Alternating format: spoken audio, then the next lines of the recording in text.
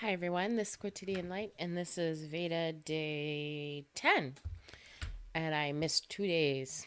Yeah, I'm a bad VEDA-er, whatever you want to call me.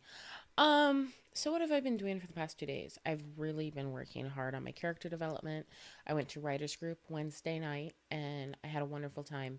My writers group is really it's very small. It's just me and two other people, and it's become less of a productive writers group and more of a writer's therapy where we all get together and we talk and we laugh and we giggle and like we touch base and we leave feeling much better and much less isolated in our writerly lives.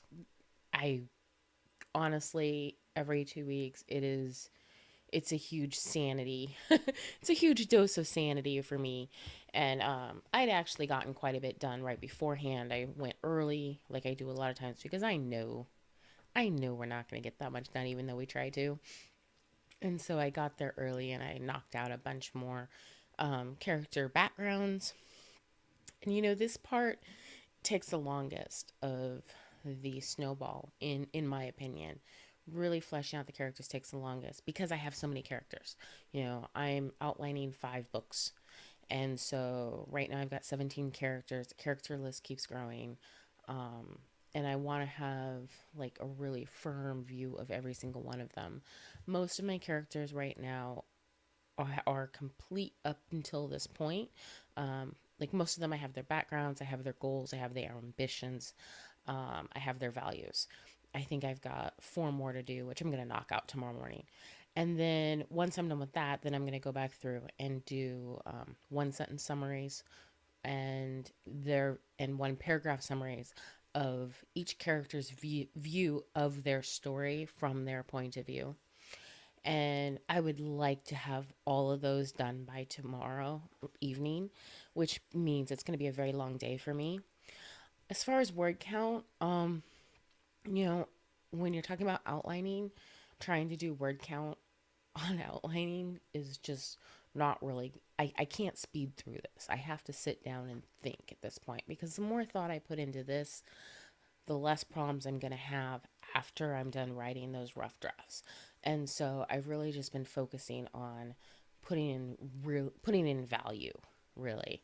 Um, After this weekend, starting Tuesday, I will start doing my long summaries, and those are going to be very word count heavy, and it gets to the point where it is chapter by chapter, even scene by scene summaries. And I'm looking forward to doing those. I think, every time I get deeper and then I go back and I revise and I get deeper, my stories are going to get a lot stronger.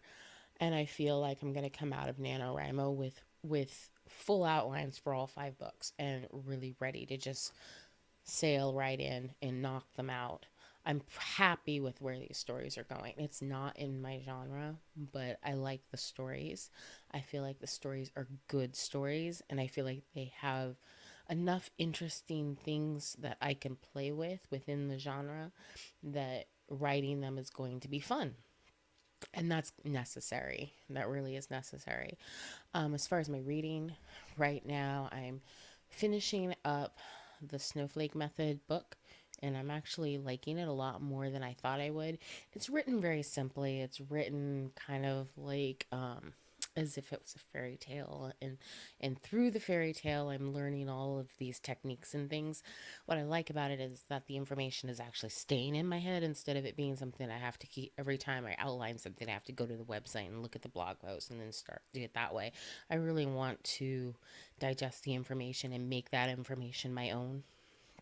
And I feel like reading the book is helping me do that. I'm also reading Ocean at the End of the Lane by Neil Gaiman, and then I'm going to lay down and knock out a little bit, maybe half an hour to an hour of Middlesex. Um, you know, I really like Ocean at the End of the Lane. I think of I have not read a lot of Neil Gaiman. I read Stardust. That's it. I read synopses of some of his other books, and they just really didn't hold an interest to me. Um, Coraline, I might. like to read someday. I love the movie, but again, reading the book doesn't hold that much interest to me. I'm liking Ocean at the End of the Lane a lot, and I'm having a hard time calling it fantasy. Like, hmm, it's fantasy, but it's it's pretty literary, and it's got quite a bit of magical realism in there. So is it really fantasy, or are we just calling it fantasy because it's Neil Gaiman? Um, I have a feeling that this is going to be a classic. That this is going to be a book that is being read 50, 60 years from now. That this is his, Narnia. That this is his golden compass, or it's there's something about it that is very deep and many layered. Unlike Stardust. I know a lot of people love Stardust, and supposedly like you can look at it and try to find deeper meaning, and it was a fun read once I recognized it as a fairy tale. Um, but as I'm reading Ocean at the End of the Lane, it's so layered. It's very, very layered and nuanced, and I really, really like it. And I haven't, like, I've picked up other books of his in the bookstore and flipped through them, and I haven't really liked his work. Uh, but there's some use of language at some points, because I was listening to it in an audiobook. I was like, oh crap, I need to get this on Kindle or hardback, because there are lines in here that I need to digest with my eyes. It's that good. Um, and it's my first experience with WhisperSync. That's the thing that Amazon has where you can go between your Kindle and the audiobook, and it just automatically syncs to the last place you left off. And I didn't think I would like that, and oh my god, I love that. It's the best thing ever. Going to work and listening to it for 3 hours, and then coming home and sitting down with my Kindle and knowing exactly where I left off is quite brilliant. So that's something that I think I'm going to be using a lot more often. Um, Even, Che, like I really want to get through Che. Like that's a book that I feel like I want to read it. Um, and it's funny, there was another audiobook that was narrated by the exact same narrator, but it was done years after he narrated Che. And that book, when I listened to the synopsis, I had no problem with it. So I think it was just a matter, it was one of his early narration efforts, and just his voice puts me to sleep. So I think once I'm caught up a little bit on my TBR, I'm probably going to go ahead and pick up Che as a Kindle and read it that way, because the book is so thick that when you pick it up and you start reading it, it's just uncomfortable in your arms, and it's kind of intimidating in your brain. And it's nice when you pick up a Kindle because you're not looking at how many thousands of pages you have left to go. It's just the page you're looking at. So I'm probably going to do that and then use the Whisper Sync going back and forth again. Um, because there are parts in Che, the audiobook, that are really easy to listen to, and then there are parts that like you tune out and you lose your place really easy, and those parts in particular I would rather be reading. um, so yeah, experiencing the Whisper Sync with this book has really opened up thoughts of like how I can use that in other areas of my reading, because the ability to combine um, the written word with the audiobook was really nice. um, and I was surprised also that when I was reading the book, that I didn't still hear Neil Gaiman's voice in my head, which is a huge improvement. That tells me that my sub vocalizing is improving, which is good. I need that to keep improving because I need to read faster.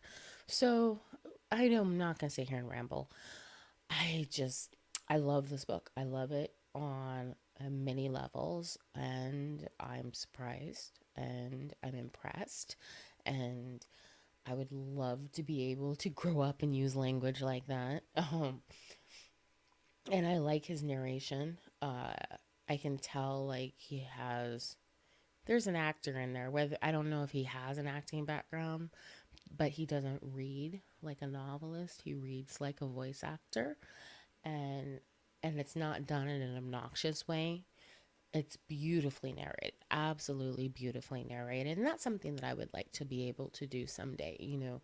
When I am a published author, I would like to feel comfortable narrating my own work. And so, listening to him, I was like, wow, like, what would it take for me to be that good? And, you how do I feel about my voice when I'm voice acting, things like that. So it was instructive in that way, but I'm just really enjoying the book, and I'm hoping that he continues in this vein, um, because the depth and the layers of this book are really, really well done. And I know he said writing this book was a major pain in the ass, and it was probably the most difficult book he's ever written. And I think the work he's put into it shows, and I want to see more of it. If he writes more books at this level, I'm definitely going to read them, because I'm enjoying this. Like, when I was reading Stardust, I was frustrated, like straight up frustrated. And I'm not a big comic book girl, but I have read some comic books I've liked. So I've considered going back and maybe looking at that, or reading American Gods, or looking at some of his other works. But then when I flip through them, they just don't seem interesting to me. This book is, there's something very interesting about it, and how it's viewing childhood and adulthood, and the messages that are in it are very subtle and very true. And it strikes me as a very honest book rather than being a fairy tale. It is like an incredibly honest book. And that's something I appreciate. And I think it's beautiful. Uh, some of the language is just flawless, absolutely flawless. So I'm probably going to go back and highlight some of the passages towards the beginning that I fell in love with, and make sure I keep them as quotes, and keep an eye out and read some more of his work after this. So I guess, wow, 12 minutes. I came in here wondering if I was going to have anything to say. I guess I did. So now I'm going to go do some more outlining, well, backgrounding, internal and external conflicting, and then I'm going to put my butt to bed. Ciao.